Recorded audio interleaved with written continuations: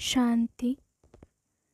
আজ 18ই জুন 2025 বাবার মধুর মহাবাক্য শুনব। মিষ্টি বাচ্চারা, এই রুদ্র জ্ঞান যজ্ঞ স্বয়ং রুদ্র ভগবান রচনা করেছেন। এতে তোমরা নিজেদের সব কিছু সাহা করো, কেননা এখন ঘরে ফিরে যেতে হবে। প্রশ্ন: সঙ্গম যুগে কোন ওয়ান্ডারফুল খেলা চলতে থাকে? উত্তর: ভগবানের দ্বারা রচিত এই যজ্ঞেই অসুরেরা বিঘ্ন ঘটায়। সঙ্গম যুগেই এই ওয়ান্ডারফুল খেলা চলতে থাকে। এই রকম যজ্ঞ সমগ্র কল্পে পুনরায় আর রচিত হয় না। এটাই হলো স্বরাজ্য প্রাপ্ত করার জন্য রাজস্ব অশ্বমেধ যজ্ঞ। এতেই বিঘ্ন আসে। ওম শান্তি। তোমরা এখন কোথায় বসে আছো? এটাকে স্কুল অথবা ইউনিভার্সিটিও বলতে পারো। এটা হলো বিশ্ববিদ্যালয়, যার অনেকগুলি ঈশ্বরীয় শাখাও আছে। বাবা এসে সব থেকে বড় ইউনিভার্সিটি খুলেছেন। শাস্ত্রতে রুদ্র জ্ঞানযজ্ঞের নাম লেখা আছে। এই সময় বাচ্চারা, তোমরা জানো যে সে বাবা এই পাঠশালা অথবা ইউনিভার্সিটি খুলেছেন। উচ্চ থেকেও উচ্চ বাবা এখন পড়াচ্ছেন। এটা তো বাচ্চাদের বুদ্ধিতে স্মরণ রাখতে হবে যে ভগবান আমাদেরকে পড়াচ্ছেন। তার এই যজ্ঞ রচিত হয়েছে। এই যজ্ঞের নামও বিশ্বখ্যাত। রাজস্ব অশ্বমেধ রুদ্র জ্ঞান যজ্ঞ। রাজস্ব অর্থাৎ স্বরাজ্যের জন্য। অশ্বমেধ, এখানে যা কিছু দেখছো সেই সব কিছুকে তোমরা স্বাহা করছো। শরীরও স্বাহা হয়ে যায়। আত্মা তো স্বাহা হতে পারে না। সমস্ত শরীর স্বাহা হয়ে যাবে। তখন সমস্ত আত্মারা বাড়ি ফিরে যায়। এটাই হলো সঙ্গম যুগ। সমস্ত আত্মারাই বাড়ি ফিরে যাবে। আর এই শরীর এখানেই শেষ হয়ে যাবে। এই সব কিছুই হলো ড্রামা। তোমরা এই ড্রামার নিয়মে চলছ। বাবা বলছেন যে আমি রাজস্ব যজ্ঞ রচনা করেছি। এটাও ড্রামার প্ল্যান অনুসারে রচিত হয়েছে। এই রকম বলা যাবে না যে আমি যজ্ঞ রচনা করেছি। ড্রামার প্ল্যান অনুসারে বাচ্চারা তোমাদেরকে পড়ানোর জন্য কল্পপূর্বের ন্যায় এই জ্ঞানযজ্ঞ রচিত হয়েছে। আমি রচনা করেছি, এটাও সঠিক নয়। ড্রামার প্ল্যান অনুসারে রচনা করা হয়েছে। কল্পকল্পেই রচনা করা হয়। এই ড্রামা হলো পূর্ব নির্দিষ্ট। ড্রামার প্ল্যান অনুসারে একবারের জন্যই এই যজ্ঞ রচনা করা হয়। এটা কোনো নতুন কথা নয়। এখন বুদ্ধিতে ধারণ হয়ে গেছে যে বরাবর 5000 বছর পূর্বেও সত্যযুগ ছিল। এখন পুনরায় সেই চক্রের পুনরাবৃত্তি হচ্ছে। পুনরায় নতুন দুনিয়া স্থাপন হচ্ছে। তোমরা নতুন দুনিয়াতে স্বরাজ্য প্রাপ্ত করার জন্য এখন পড়াশোনা করছো। পবিত্র অবশ্যই হতে হবে। পবিত্র সেই হতে পারবে যে ড্রামার প্ল্যান অনুসারে পূর্বকল্পেও পবিত্র হয়েছিল। তারা এখনই তৈরি হবে। সাক্ষী হয়ে ড্রামাকে দেখতে হবে। আবার পুনরায় পুরুষার্থও করতে হবে। বাচ্চারা, সবাইকে এই জ্ঞান মার্গের কথাও তোমাদের বলতে হবে। মুখ্য কথাই হলো পবিত্রতার। বাবাকে ডেকেইছিলে এই কারণে যে, বাবা এসো, পবিত্র বানিয়ে আমাদেরকে এই ছি ছি নোংরা দুনিয়া থেকে নিয়ে চলো। এখন বাবা এসেইছেন ঘরে ফিরিয়ে নিয়ে যাওয়ার জন্য। বাচ্চাদেরকে তো অনেক সুন্দর সুন্দর জ্ঞানের পয়েন্ট দেওয়া হয়। মুখ্য কথা পুনরায় বাবা বলছেন যে, মন মনা ভব। পবিত্র হওয়ার জন্য বাবাকে স্মরণ করতে থাকো, এটা ভুলে যেও না। যত স্মরণে থাকবে ততই তোমাদের লাভ। তোমাদের দৈনন্দিন চার্টও রাখতে হবে, না হলে তো তোমরা অন্তিম সময়ে ফেল করে যাবে। বাচ্চারা এখন বুঝে গেছে যে আমরাই শতপ্রধান ছিলাম। নম্বর ক্রমে পুরুষার্থ অনুসারে যে আত্মা শ্রেষ্ঠ হয় তাকে অনেক পুরুষার্থও করতে হয়, স্মরণের যাত্রায় থাকতে হয়। এটা তো বুঝে গেছো যে আর খুব অল্প সময় অবশিষ্ট আছে। পুনরায় সুখের দিন আসবে, বরাবর আমাদের অসীম সুখের দিন আসবে। বাবা একবারের জন্যই এই কল্পের সঙ্গম যুগে আসেন, এই দুঃখধামকে সমাপ্ত করে নিজের সুখধামে নিয়ে যাওয়ার জন্য। বাচ্চারা, তোমরা জানো যে এখন আমরা ঈশ্বরীয় পরিবারের মধ্যে আছি, তারপর আমরা দৈবী পরিবারে যাব। এই সময়েরই গায়ন আছে যে এই সঙ্গমই হলো পুরুষোত্তম শ্রেষ্ঠ হওয়ার যুগ। বাচ্চারা, তোমরা জানো যে আমাদেরকে এখন অসীম জগতের বাবা পড়াচ্ছেন। পরবর্তীকালে এই কথা সন্ন্যাসীরাও স্বীকার করবেন, সেই সময়ও আসবে, তাই না? এখন তোমাদের প্রভাব ততটা বিকশিত হয়নি। এখন রাজধানী স্থাপন হচ্ছে, হাতে সময় আছে। শেষের দিকে এই সন্ন্যাসী আদিরাও এসে এই জ্ঞান বুঝবে, সৃষ্টিচক্রের কিভাবে পুনরাবৃত্তি হচ্ছে। এই জ্ঞান কারোর মধ্যে নেই। এটাও বাচ্চারা জানে যে পবিত্রতার উপরেই অনেক বিঘ্ন আসে। অবলা নারীদের উপর অত্যাচার হয়। দ্রৌপদীও ডেকেছিল, তাই না? বাস্তবে তোমরাই হলে সব দ্রৌপদী, সীতা, পার্বতী। স্মরণে থাকার কারণেই অবলা পতিতরাও বাবার থেকে অবিনাশী উত্তরাধিকার প্রাপ্ত করে। তারা স্মরণের যাত্রায় তো থাকতেই পারে, তাই না? ভগবান এসে এই যজ্ঞ রচনা করছেন। এই যজ্ঞে অনেক বিঘ্ন আসে, এখনো পর্যন্ত বিঘ্ন আসতেই থাকছে। যেমন কন্যাদেরকে জোর করে বিবাহ দিয়ে দেয়, আর যদি না মানে তাহলে তাদেরকে মারধর করে ঘর থেকে বের করে দেয়। এই জন্য তারা আহ্বান করে আমাকে, হে পতিত পাবন এসো। তাই তার আসার অবশ্যই একটি রথ চাই, তাই না? যার দ্বারা তিনি এসে তোমাদেরকে পবিত্র বানাবেন। গঙ্গার জলে স্নান করে কেউ পবিত্র হতে পারে না। বাবাই এসে তোমাদেরকে পবিত্র বানিয়ে পবিত্র দুনিয়ার মালিক তৈরি করেন।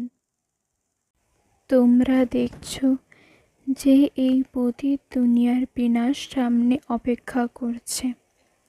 কেনই না আমরা এখন বাবার হয়ে যাই, স্বাহা হয়ে যাই। সবাই জিজ্ঞাসা করে স্বাহা কিভাবে হবে, পুরানো সব কিছু ট্রান্সফার কিভাবে করবে। বাবা বলছেন, বাচ্চারা, তোমরা এই সাকার বাবাকেই তো দেখছো, তাই না? ইনি নিজে করে তোমাদেরকে শেখাচ্ছেন। যেই রকম কর্ম আমরা করব, আমাদেরকে দেখে অন্যরা করবে। শিব বাবা এনার দ্বারা কর্ম করাচ্ছেন, তাই না? নিজের সব কিছু এই যজ্ঞতে স্বাহা করে দিয়েছেন। স্বাহা হওয়ার জন্য কোনো কষ্ট করতে হয় না। ইনি না অনেক ধনী ছিলেন আর না গরিব ছিলেন, সাধারণ ছিলেন। যজ্ঞ রচনা করা হলে যজ্ঞের সেবাধারীদের জন্য খাদ্য পানীয় ইত্যাদি সমস্ত সামগ্রীও চাই, তাই না? এটা হলো ঈশ্বরীয় যজ্ঞ। ঈশ্বর এসে এই জ্ঞান যজ্ঞের স্থাপনা করেছেন, তোমাদেরকে পড়াচ্ছেন। এই যজ্ঞের মহিমাও অনেক প্রশংসনীয়। ঈশ্বরীয় যজ্ঞের দ্বারাই তোমাদের শরীর নির্বাহ হয়।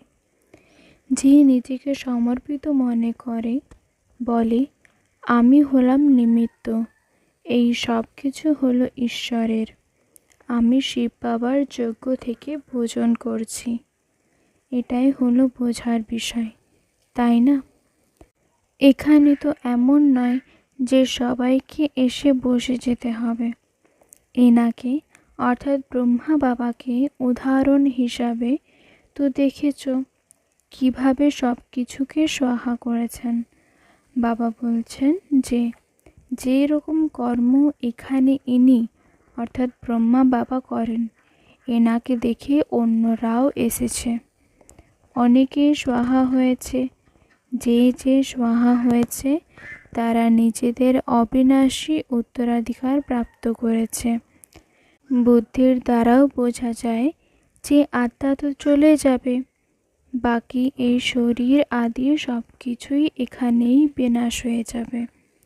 এটা হলো অসীম জগতের যজ্ঞ, এখানে সবাই স্বাহা হবে।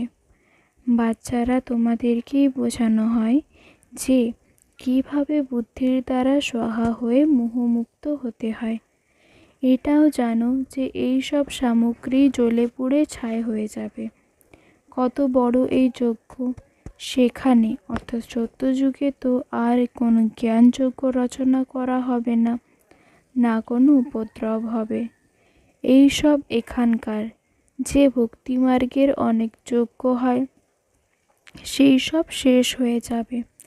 জ্ঞানের সাগর হলেন এক ভগবান, তিনি হলেন মনুষ্য সৃষ্টির বীজরূপ, সত্য এবং চৈতন্য স্বরূপ। শরীর তো হলো জড় পদার্থ, আত্মাই হলো চৈতন্য। তিনি হলেন জ্ঞানের সাগর।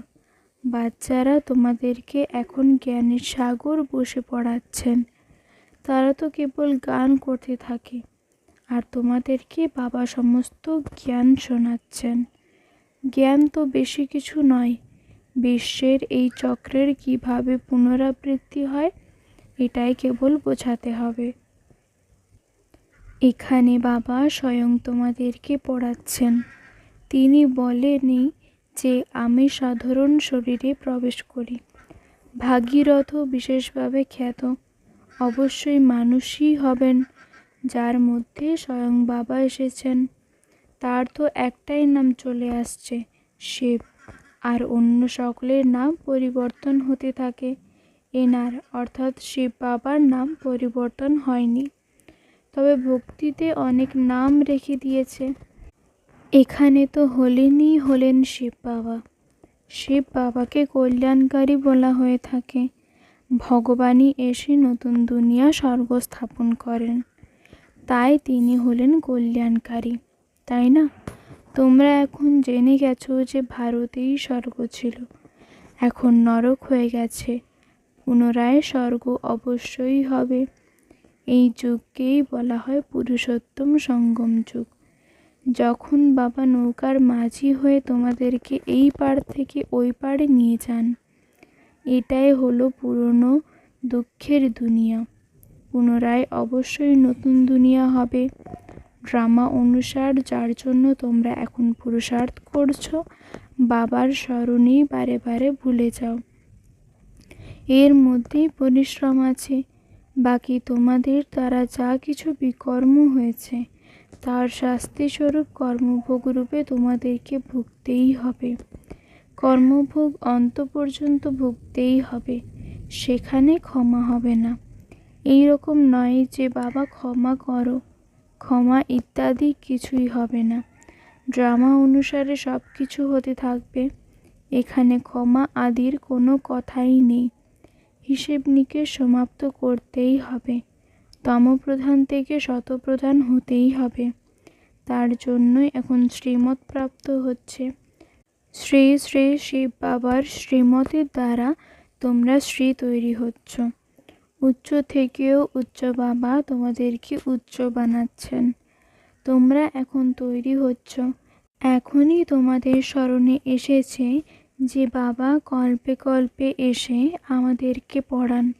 অর্ধেক কল্প ধরে তার প্রারব্ধ প্রাপ্ত হয়।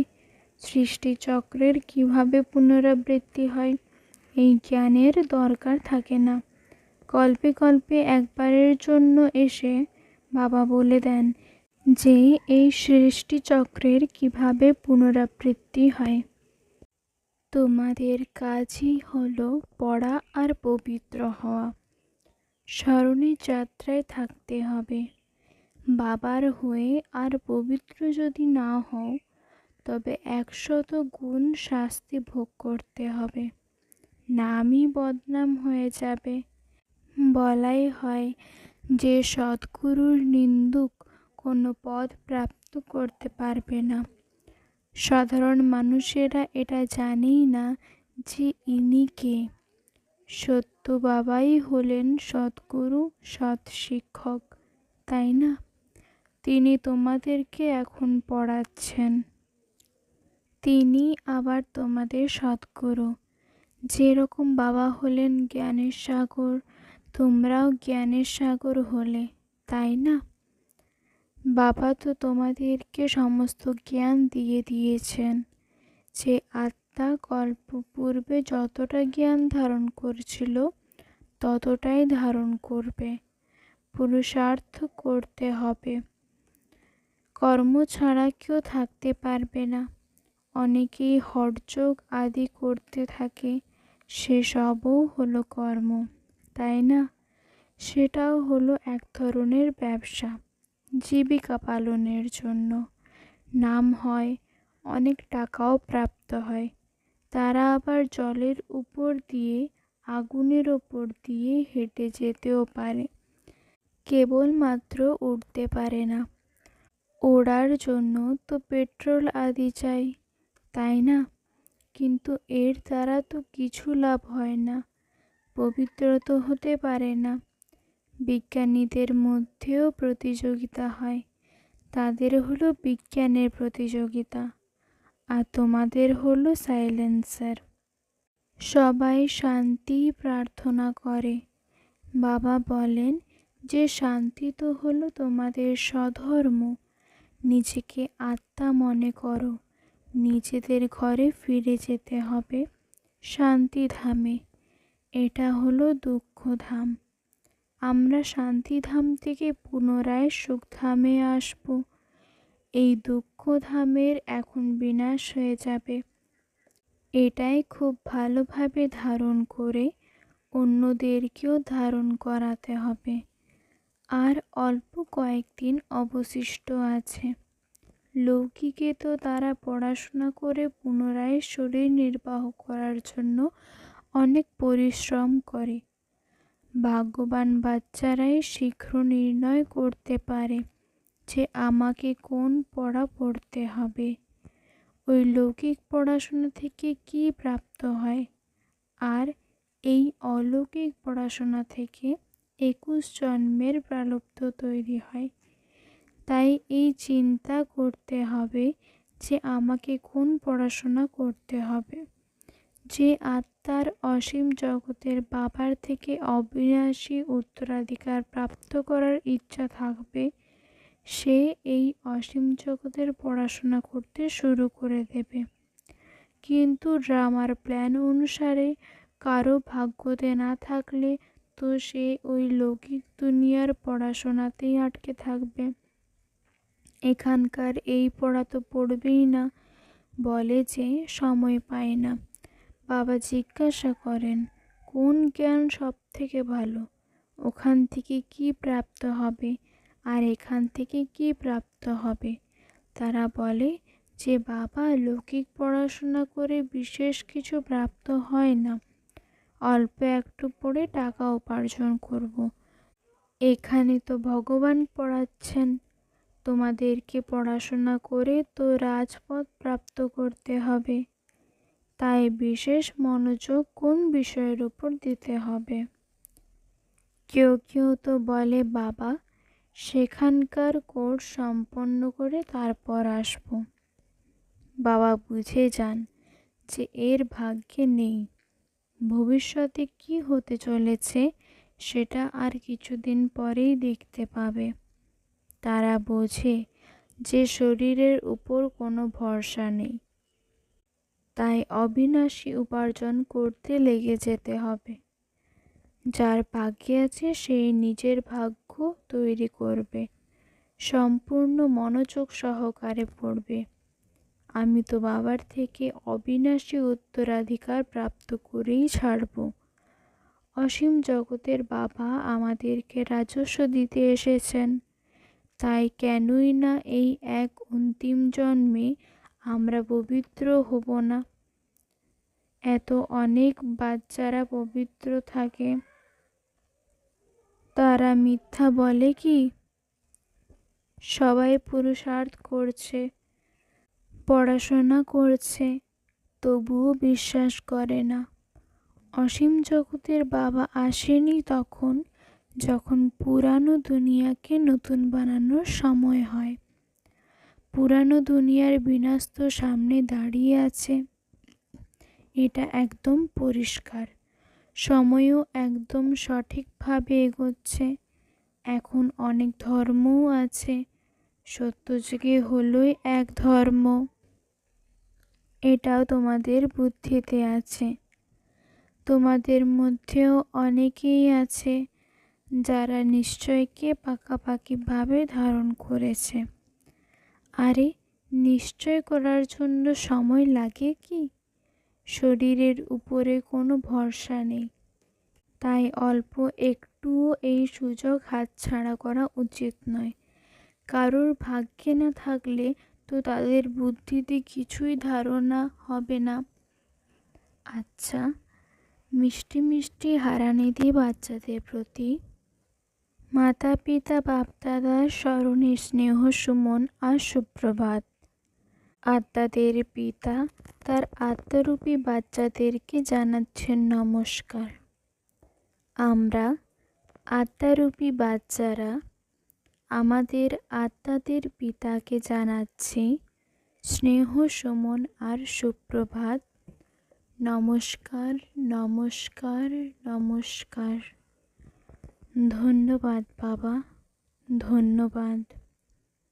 ধারণার জন্যে মুখ্যসার: ১. সততার সাথে উপার্জন করে ২১ জন্মের জন্য নিজের ভাগ্য বানাতে হবে। শরীরের উপর কোনো ভরসা নেই, এই জন্য এই সুযোগ বিন্দুমাত্র হাতছাড়া করো না। ২. মোহমুক্ত হয়ে নিজের সব কিছু এই রুদ্রযজ্ঞে সহায় করতে হবে। নিজেকে বাবার কাছে অর্পণ করে নিমিত্ত হয়ে সব কিছু দেখাশোনা করতে হবে। সাকার বাবাকে ফলো করতে হবে। বরদান: ঈশ্বরীয় নেশায় থেকে পুরানো দুনিয়াকে ভুলে গিয়ে সর্বপ্রাপ্তি সম্পন্ন ভব। যেরকম ওই নেশা সব কিছু ভুলিয়ে দেয়, এই রকম এই ঈশ্বরীয় নেশা দুঃখের দুনিয়াকে সহজেই ভুলিয়ে দেয়। ওই নেশা তো অনেক ক্ষতিকারক, অধিক পান করার কারণে জীবন শেষ হয়ে যায়, কিন্তু এই নেশা অবিনাশী বানিয়ে দেয়।